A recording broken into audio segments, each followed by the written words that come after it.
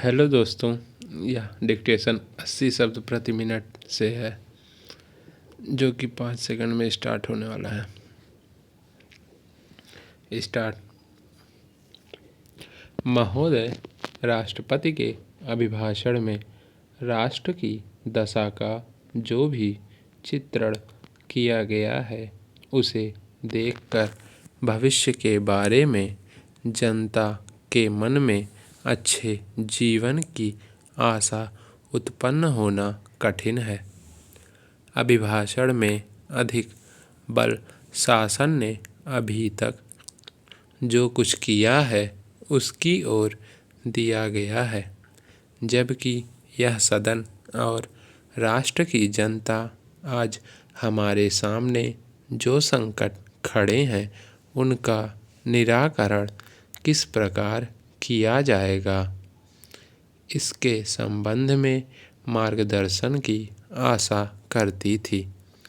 राष्ट्र जीवन के भिन्न भिन्न क्षेत्रों में सरकार द्वारा अपनाई गई नीतियों के जो परिणाम हुए हैं वे हमारे सामने हैं, और मुझे यह देखकर बड़ा दुख हुआ है कि राष्ट्रपति महोदय के अभिभाषण में राष्ट्र की सुरक्षा के लिए, एकता के लिए जो नए नए संकट खड़े हो रहे हैं उनका कोई उल्लेख नहीं किया गया है।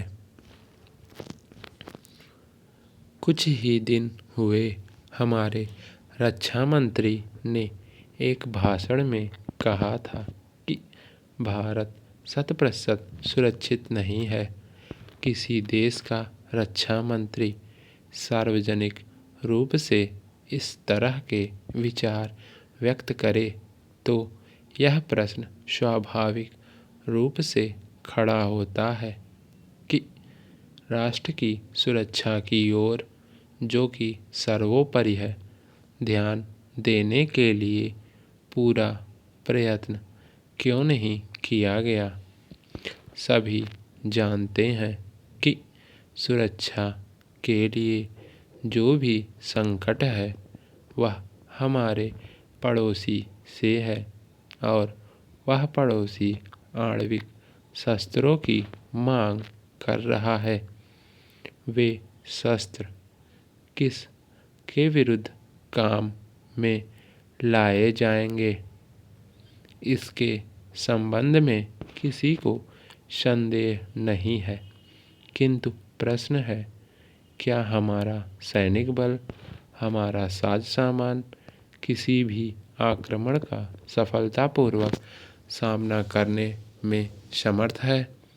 मैं यह स्वीकार करता हूँ कि किसी बड़े युद्ध की आशंका नहीं है, किंतु पाकिस्तान के नेता अपनी जनता का ध्यान वहाँ की गिरती हुई आर्थिक स्थिति से दूर करने के लिए किसी भी समय कश्मीर के प्रश्न पर अंतर्राष्ट्रीय सैनिक हस्तक्षेप को निमंत्रण देने के लिए झगड़ा कर सकते हैं, और कोई भी परिस्थिति उत्पन्न हो, देश की जनता इस सरकार से यह आश्वासन चाहती है कि जहां तक पाकिस्तान के आक्रमण का प्रश्न है, भारत 100% सुरक्षित है।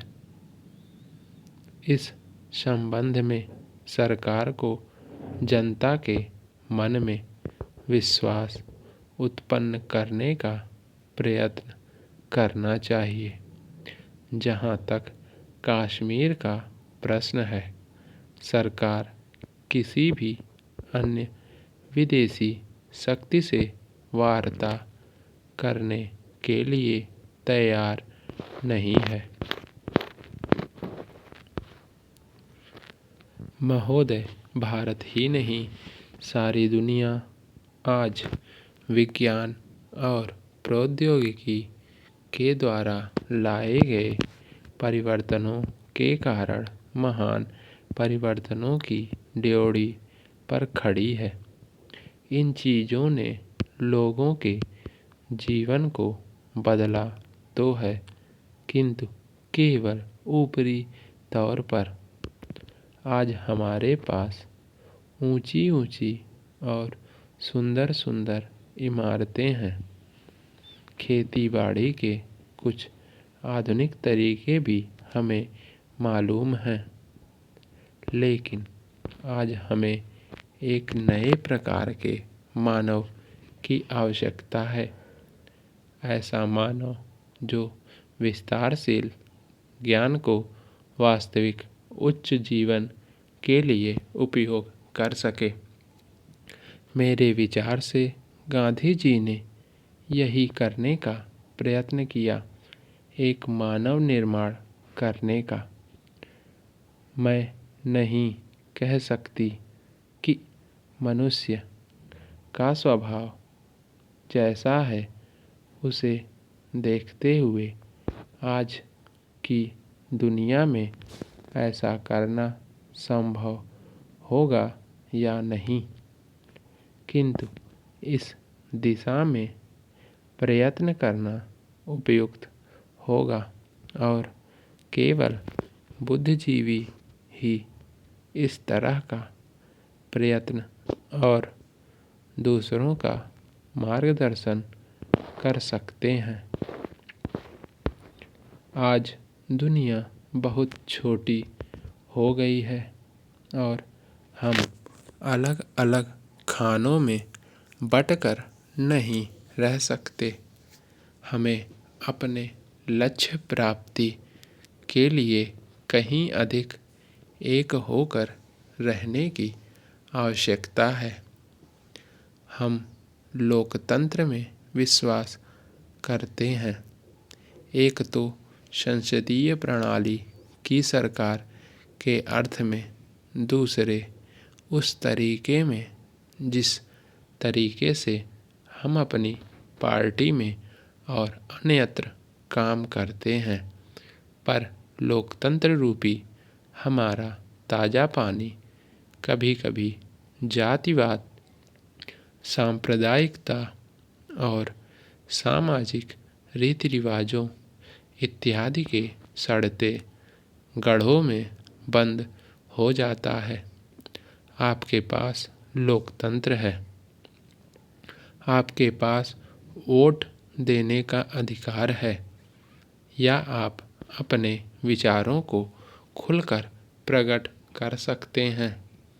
इन सब के तब तक कुछ अर्थ नहीं होते जब तक आप इस प्रक्रिया से सामाजिक जीवन में परिवर्तन की नई धाराएं उत्पन्न नहीं कर देते, जो हमारे लोगों के हर वर्ग और स्तर में समा जाएं।